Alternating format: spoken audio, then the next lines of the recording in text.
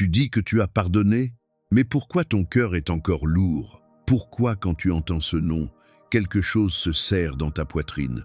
Pourquoi quand tu repenses à ce moment-là, la douleur revient comme si c'était hier? Pourquoi, même après des mois, parfois des années, tu portes encore ce poids invisible que personne ne voit, mais que toi, tu ressens chaque matin au réveil? Tu as dit les mots, tu as peu, être même souri. Tu as peu, être dit à quelqu'un, c'est bon, j'ai pardonné. Mais la nuit, quand tout est silencieux, quand il n'y a plus personne pour te voir, tu sais que quelque chose est encore là, enfoui, vivant, douloureux. Ce message est pour toi, pas pour les autres. Pour toi, exactement là où tu en es. Bienvenue sur Inspiration Biblique. Et aujourd'hui, nous n'allons pas juste parler du pardon, nous allons le traverser ensemble, parce que tu mérites d'être libre, vraiment libre. Il y a des blessures que personne ne voit, des blessures qui ne saignent pas à l'extérieur, mais qui font mal à l'intérieur, profondément, silencieusement, quotidiennement. Il y a cette trahison.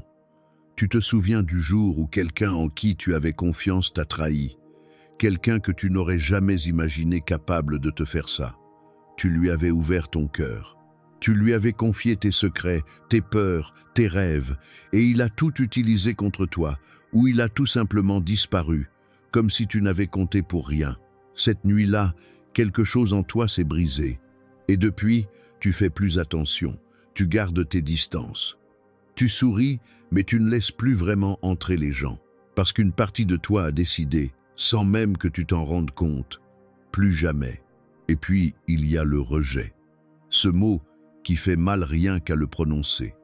Être rejeté par quelqu'un que tu aimais, être mis de côté, être ignoré, être choisi en dernier, ou pire, ne pas être choisi du tout, être dit « tu n'es pas suffisant », parfois avec des mots, parfois juste avec des regards, parfois avec un silence qui en dit plus que 1000 cris. Le rejet laisse une marque profonde. Il te fait douter de ta valeur. Il te fait te demander « qu'est-ce qui ne va pas chez moi ?» Et cette question, elle te ronge. Il y a les blessures familiales. Ces blessures-là sont les plus complexes, les plus profondes, parce qu'elles viennent de là où on aurait dû être le plus en sécurité. Un père qui n'était jamais là. Une mère qui critiquait tout ce que tu faisais. Un frère, une sœur qui t'a humilié devant tout le monde. Des parents qui se sont déchirés pendant que tu grandissais et que tu regardais, impuissant, sans comprendre pourquoi. Ces blessures familiales, on ne les choisit pas. On les reçoit à un âge où on n'a pas encore les armes pour s'en protéger, et elles s'impriment. Elles s'installent dans les profondeurs de qui tu es, et elles continuent de travailler en silence pendant des années, parfois pendant toute une vie.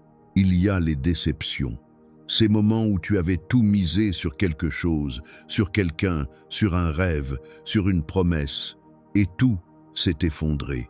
Peut-être que c'était un ami qui t'avait promis d'être là et qui a disparu dans le moment le plus difficile de ta vie. Peut-être que c'était quelqu'un à qui tu avais tout donné, ton temps, ton énergie, ton amour, et qui n'a jamais vraiment apprécié ce que tu faisais. La déception brise quelque chose de précieux en toi. Elle brise ta confiance. Et quand la confiance est brisée, il est très difficile de se relever, de recommencer à espérer, de croire à nouveau que les choses peuvent être différentes. Et puis, il y a la colère, cette colère que tu portes. Peut-être que tu ne la montres pas. Peut-être que tu l'as enfouie si profondément que tu as l'impression qu'elle n'est plus là. Mais elle est là. Elle se manifeste dans l'irritabilité soudaine, dans cette réaction excessive à des petites choses, dans ce sentiment de ras-le-bol qui surgit sans prévenir, dans cette fatigue profonde qui n'est pas juste physique. La colère non traitée devient une prison, et cette prison, on l'appelle la rancune. La rancune, ce mot, cette réalité. La rancune, c'est quand la douleur devient une résidence permanente dans ton cœur. Quand tu n'es plus seulement blessé, tu es amer. Quand chaque fois que tu penses à cette personne, à cette situation, quelque chose en toi se durcit. Quand tu commences à vouloir que les autres souffrent autant que toi. quand la douleur de l'autre devient, dans les profondeurs de tes pensées nocturnes, une sorte de justice que tu attends. La rancune, c'est du poison. Et elle ne détruit pas celui qui t'a blessé, elle te détruit toi. Tu le sais quelque part, tu le sens. Et c'est exactement pour ça que tu regardes cette vidéo aujourd'hui. Maintenant, je veux que tu m'écoutes très attentivement. Parce que ce que je vais te dire vient de la parole de Dieu. Et la parole de Dieu n'est pas juste une série de belles phrases, c'est une puissance, c'est une lumière. C'est un scalpel qui entre dans les profondeurs de l'âme et qui guérit là où personne d'autre ne peut atteindre. Jésus lui-même a dit ces mots dans l'évangile de Matthieu, au chapitre 6, versets 14 et 15. « Si vous pardonnez aux hommes leurs offenses, votre Père céleste vous pardonnera aussi. Mais si vous ne pardonnez pas aux hommes, votre Père ne vous pardonnera pas non plus vos offenses. » Arrête-toi une seconde. Relis ça dans ta tête. Jésus ne dit pas ça pour te condamner. Il ne dit pas ça pour t'accabler. Il dit ça parce qu'il y a un lien spirituel profond, réel, entre ta capacité à recevoir le pardon de Dieu et ta capacité à pardonner à ceux qui t'ont blessé. Ce n'est pas une punition, c'est une réalité spirituelle. Tant que tu tiens quelqu'un dans la prison de ta rancune, tu tiens aussi fermé la porte par laquelle la grâce de Dieu pourrait entrer complètement dans ta vie. Et puis l'apôtre Paul écrit aux Éphésiens, au chapitre 4, versets 31 et 32, que toute amertume, toute animosité, toute colère, toute clameur, toute calomnie et toute espèce de méchanceté disparaissent du milieu de vous. Soyez bons les uns envers les autres, compatissants, vous pardonnant réciproquement, comme Dieu vous a pardonné en Christ. Entends bien ces mots.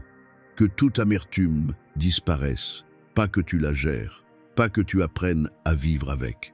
Que toute amertume disparaisse, parce que Dieu sait que l'amertume est une racine. Et une racine d'amertume, si on la laisse pousser, finit par tout empoisonner.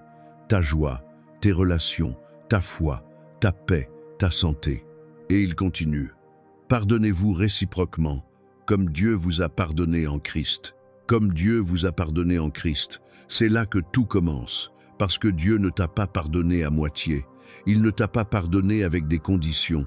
Il ne t'a pas dit « Je te pardonne, mais je vais quand même te faire souffrir un peu pour que tu comprennes ce que tu m'as fait. » Non, il t'a pardonné complètement, totalement, irréversiblement, à travers le sacrifice de son Fils sur la croix.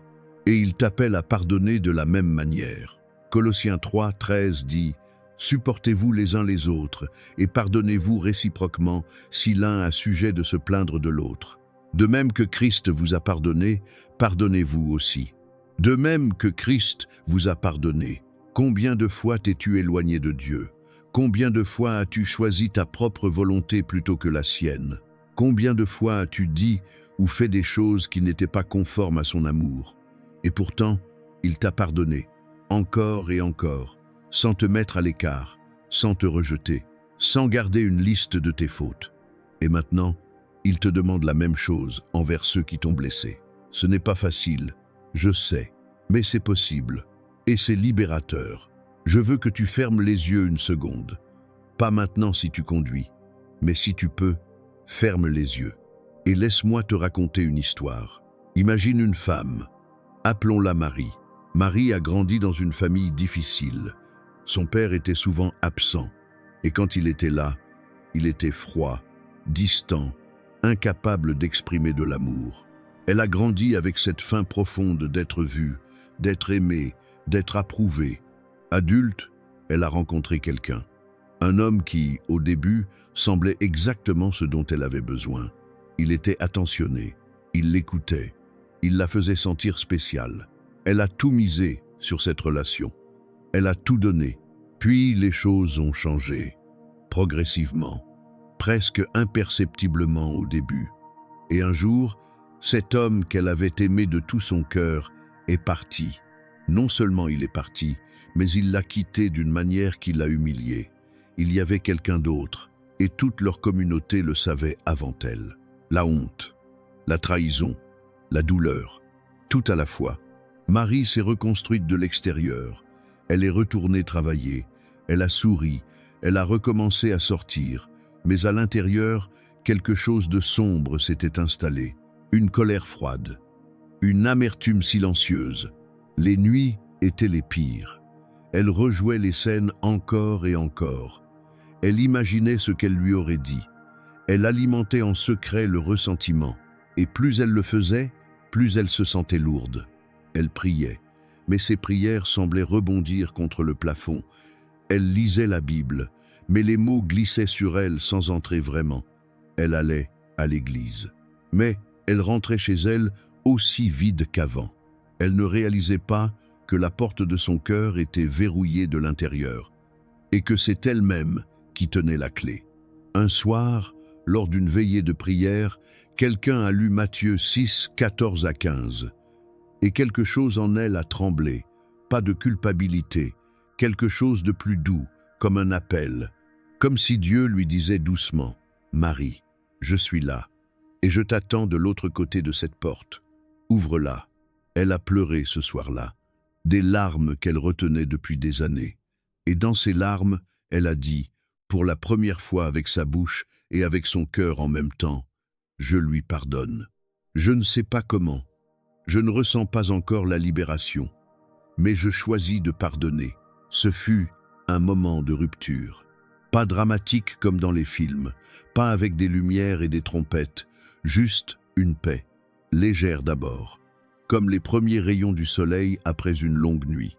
Et cette paix a grandi, semaine après semaine, parce que le pardon n'est pas un événement unique, c'est un chemin, mais elle avait choisi de commencer à marcher.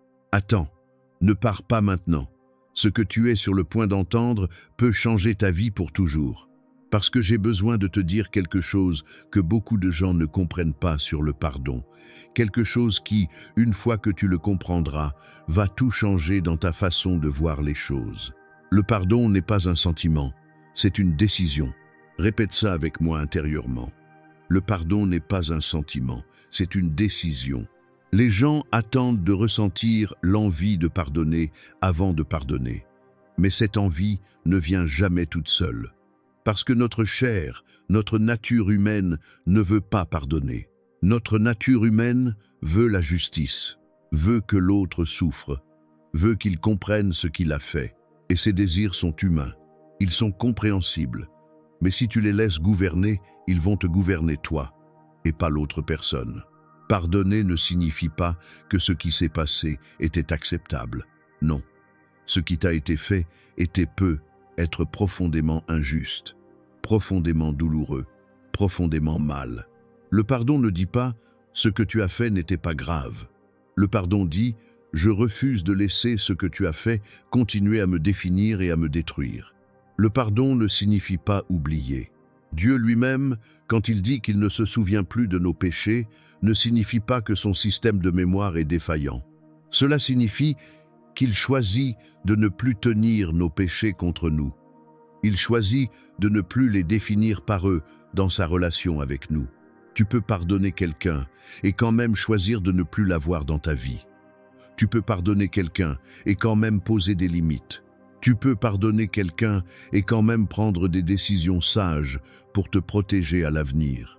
Le pardon ne signifie pas que tu dois de nouveau exposer ton cœur à celui qui t'a blessé, surtout si cette personne n'a pas changé, surtout si cette relation est toxique.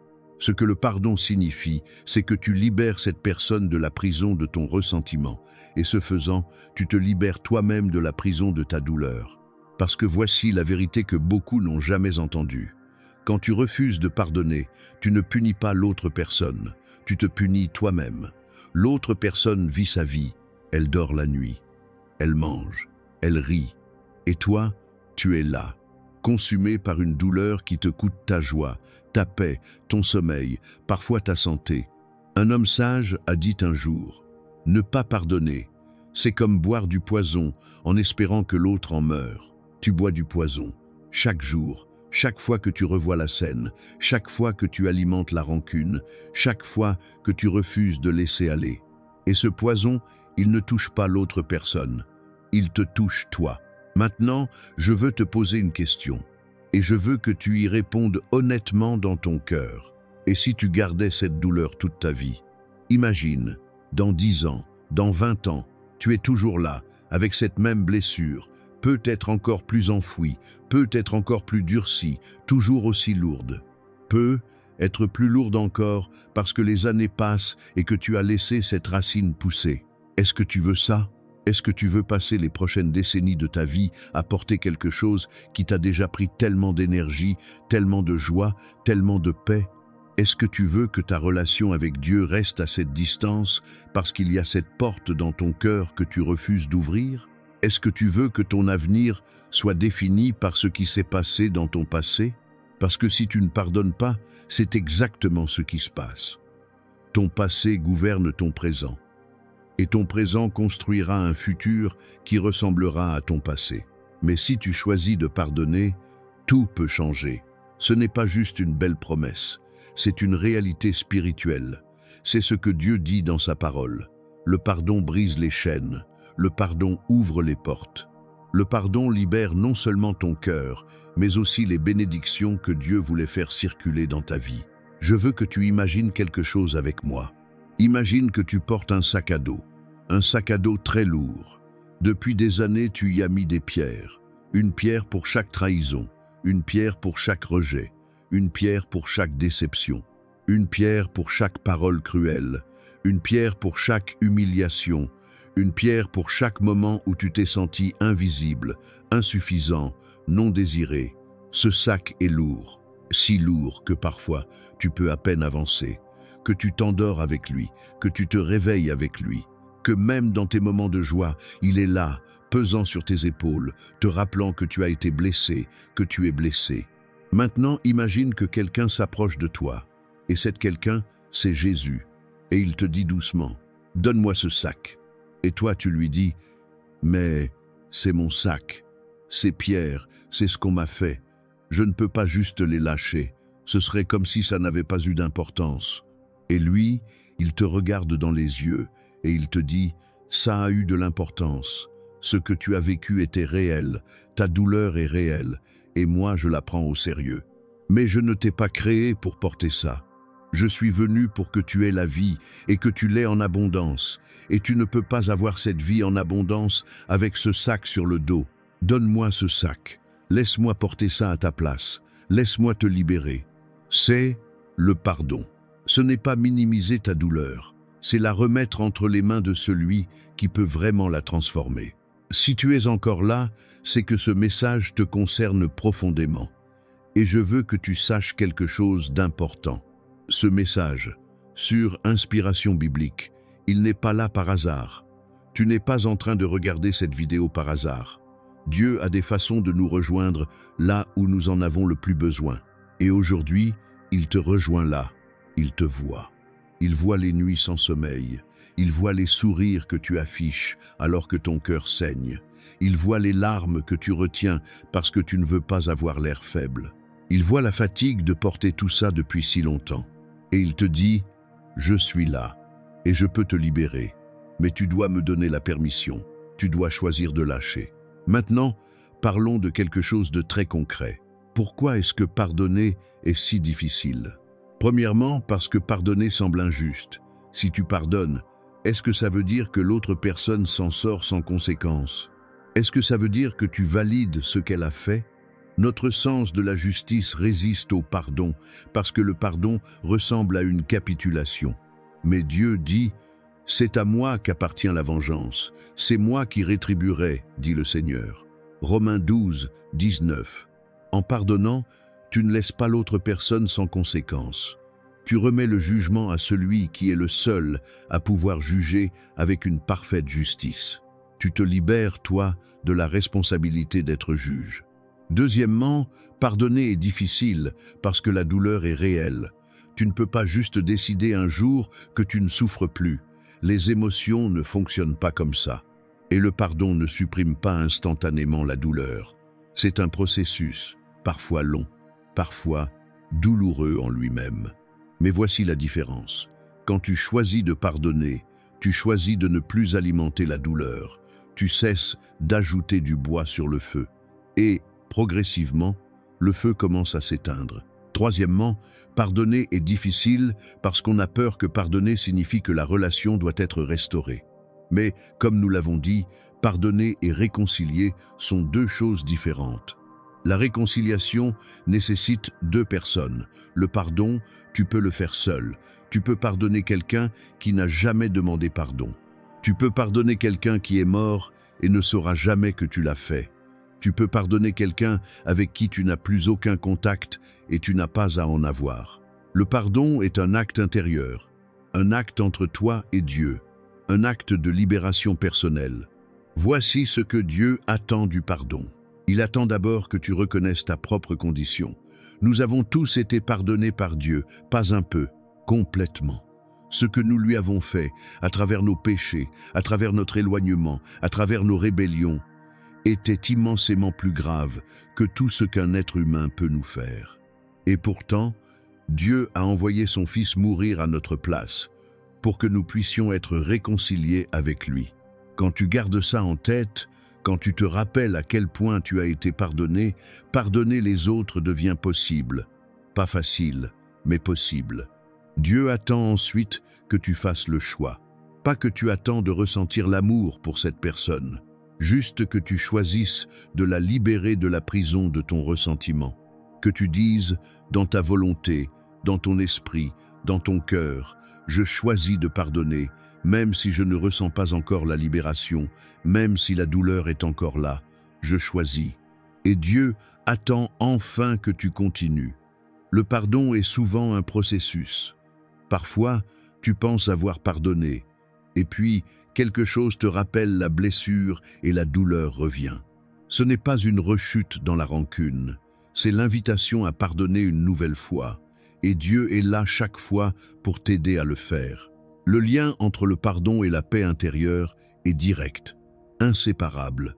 La Bible dit que la paix de Dieu dépasse toute intelligence. Cette paix, elle n'est pas conditionnée par les circonstances extérieures. Elle n'est pas conditionnée par le fait que tout aille bien dans ta vie. Elle est une réalité intérieure que Dieu dépose dans le cœur de ceux qui sont alignés avec lui.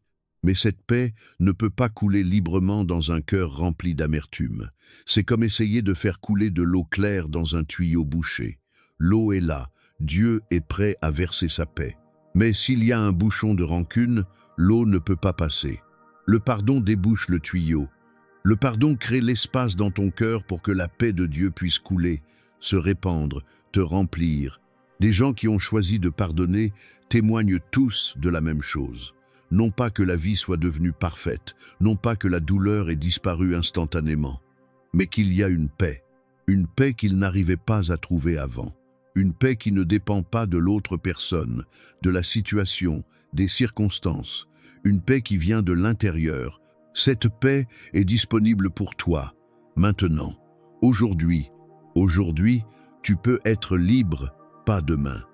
Pas quand tu auras réglé toutes tes émotions, pas quand l'autre personne aura demandé pardon, pas quand les circonstances auront changé. Aujourd'hui, maintenant, dans cet instant. Tu n'es pas obligé de porter ça toute ta vie. Cette phrase, laisse-la entrer. Tu n'es pas obligé de porter ça toute ta vie. Ce n'est pas ta croix, ce n'est pas ton identité, ce n'est pas la façon dont Dieu t'a voulu. Il t'a créé pour la liberté, pour la joie, pour la paix, pour la plénitude. Et tout ça est possible. Mais ça commence par une décision, la décision de pardonner. Voici ce que je t'invite à faire maintenant, pas à la fin de la vidéo, maintenant. Premièrement, identifie la blessure. Mets un nom dessus, pense à cette personne, à cette situation. Ne la fuis pas, regarde-la en face, parce qu'on ne peut pas guérir ce qu'on refuse de regarder. Deuxièmement, reconnais la douleur. Tu as souffert, c'était réel. Tu n'as pas à minimiser ça. Devant Dieu, tu peux dire « ça m'a fait mal, c'était injuste, j'ai souffert ». Et Dieu entend ça, il valide ta douleur. Troisièmement, fais le choix. Dis avec ta bouche, si tu le peux, ou dans ton cœur. Je choisis de pardonner à nom ou situation. Je ne le fais pas parce que je ressens l'amour pour cette personne. Je le fais parce que Dieu me le demande. Je le fais parce que je veux être libre. Je le fais parce que je refuse de laisser ma douleur gouverner ma vie. Quatrièmement, remets la situation à Dieu. Tu n'as pas à régler les comptes toi-même.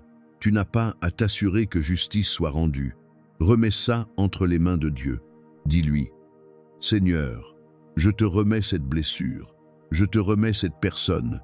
Je te fais confiance pour gérer ce que moi je ne peux pas gérer. Cinquièmement, reçois la guérison.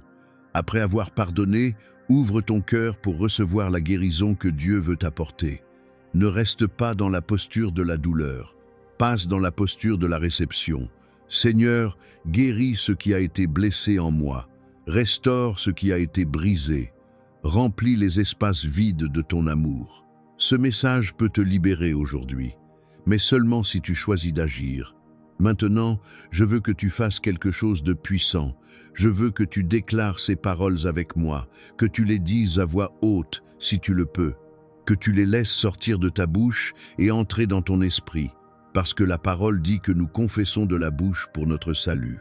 Et la liberté commence souvent quand on déclare. Dis avec moi, je choisis de pardonner, pas parce que c'est facile, pas parce que ce qu'on m'a fait était juste, mais parce que Dieu me l'a demandé, parce que je veux être libre, parce que je refuse de laisser la rancune gouverner ma vie. Je libère mon cœur. Je libère ce poids que je porte depuis trop longtemps. Je le relâche, je le pose. Je refuse de continuer à le porter. Mon cœur n'est pas une prison pour la douleur des autres. Mon cœur est un sanctuaire pour la présence de Dieu. Je refuse de rester prisonnier de la douleur. Je suis fait pour la liberté, pour la joie, pour la paix. Je refuse que ce qui s'est passé dans mon passé continue à définir mon avenir. Je prends cette décision aujourd'hui. Je choisis la vie. Je choisis la liberté. Je choisis Dieu. Je remets cette blessure entre les mains de Dieu.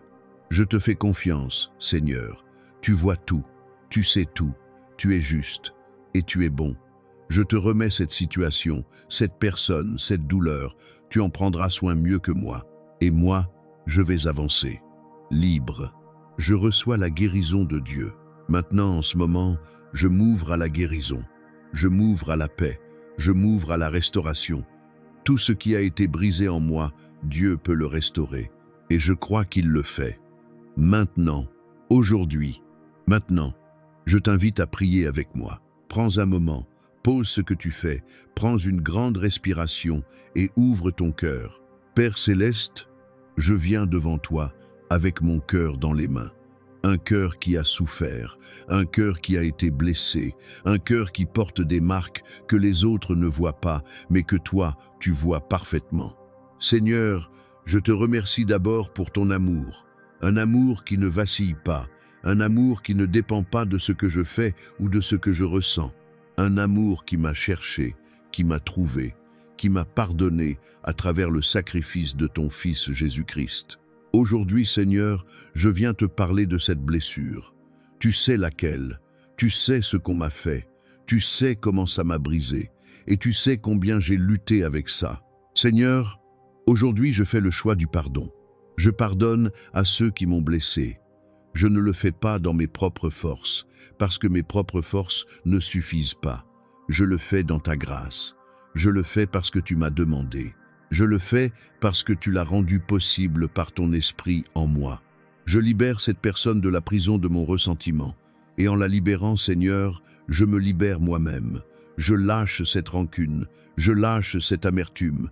Je lâche ce désir de vengeance. Je te remets tout ça. Tu en es le juste juge, pas moi. Seigneur, guéris maintenant ce qui a été blessé dans mon âme. Va dans les profondeurs de mon être là où personne d'autre ne peut aller, et guéris, restaure, répare, replace les pierres qui sont tombées, rebâtis ce qui a été détruit. Remplis les espaces vides que la douleur a laissés. Remplis-les de ton amour, de ta paix, de ta joie, de ta présence. Seigneur, je te demande de me donner la force de continuer ce chemin du pardon, parce que je sais que ce n'est pas un acte unique, c'est un chemin. Et sur ce chemin, j'aurai besoin de toi, j'aurai besoin de ta grâce chaque jour. Alors ne me laisse pas seul, marche avec moi. Et Seigneur, si quelqu'un d'autre a souffert à cause de moi, si j'ai blessé quelqu'un par mes propres actions, par mon amertume, par ma rancune non résolue, je te demande pardon. et je te demande de m'aider à réparer là où je dois réparer. Que la paix qui dépasse toute intelligence garde maintenant mon cœur et mon esprit en Jésus-Christ. Que cette prière soit le début d'une vie nouvelle, plus légère, plus libre, plus remplie de ta présence. Au nom de Jésus. Amen. Si tu as prié cette prière avec sincérité, quelque chose vient de se passer dans le monde spirituel. Tu as brisé une chaîne, tu as ouvert une porte, tu as fait un pas vers la liberté. Ce n'est peu, être pas encore visible dans tes émotions. Et c'est normal, la guérison prend du temps, mais la décision, elle, est réelle. Et Dieu honore les décisions sincères. Continue à pardonner chaque fois que la douleur revient.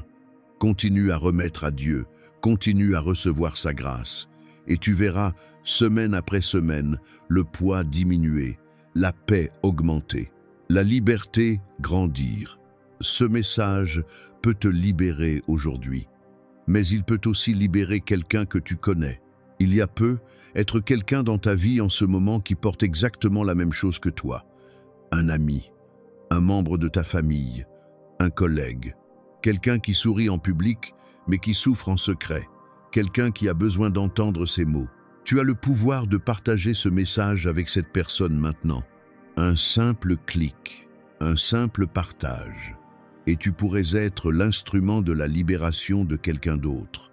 Si cette vidéo a touché ton cœur, si elle a fait quelque chose en toi, si elle t'a apporté un peu de lumière dans ta nuit, je t'invite à liker maintenant, pas juste pour les statistiques, parce que liker permet à ce message d'atteindre plus de gens. Et il y a des gens qui ont besoin de l'entendre.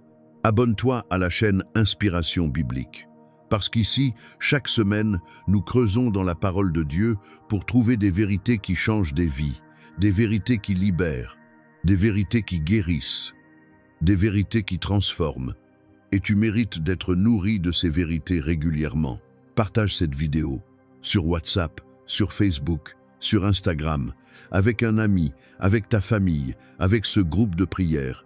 Parce que le pardon est un message dont le monde a désespérément besoin en ce moment. Et dans les commentaires, j'aimerais que tu écris ces mots. Je choisis de pardonner aujourd'hui. 3 mots, puissants, qui vont s'afficher sur cet écran et qui vont encourager tous ceux qui les liront. Parce que quand nous déclarons ensemble, la puissance est multipliée. Écris, je choisis de pardonner aujourd'hui. Et si tu veux aller plus loin, partage dans les commentaires ce que ce message a fait dans ton cœur, pas pour exposer ta vie privée, mais pour témoigner. Parce que ta déclaration peut être la clé qui libère quelqu'un d'autre. Avant de te laisser, je veux te dire une dernière chose. Tu n'es pas seul dans ce chemin. Dieu marche avec toi. Et toute la famille d'Inspiration Biblique marche avec toi. Le pardon est peu. Être l'acte le plus courageux qu'un être humain puisse faire. Pas parce qu'il est facile, mais précisément parce qu'il ne l'est pas. Parce qu'il va à contre-courant de notre nature. Parce qu'il demande de choisir Dieu plutôt que notre orgueil blessé. Parce qu'il demande de croire que Dieu est suffisamment grand pour s'occuper de ce que nous ne pouvons pas régler nous-mêmes. Et tu as fait ce choix aujourd'hui, ou tu es sur le point de le faire. C'est un acte de foi, c'est un acte d'amour, c'est un acte de courage extraordinaire. Et Dieu le voit, et il est fier de toi. Continue à avancer, continue à choisir la liberté, continue à choisir le pardon, jour après jour, pas à pas. Et un jour, tu te retourneras en arrière, et tu verras le chemin parcouru, et tu réaliseras à quel point tu es différent de celui ou celle qui a commencé cette vidéo il y a quelques minutes. Parce que le pardon transforme, pas seulement ce que tu ressens, mais qui tu es et qui tu deviens. Libère ton cœur, tu mérites la liberté. Et Dieu t'a déjà tout donné pour l'avoir. À très bientôt sur Inspiration Biblique. Que la paix de Dieu garde ton cœur et ton esprit, aujourd'hui et toujours.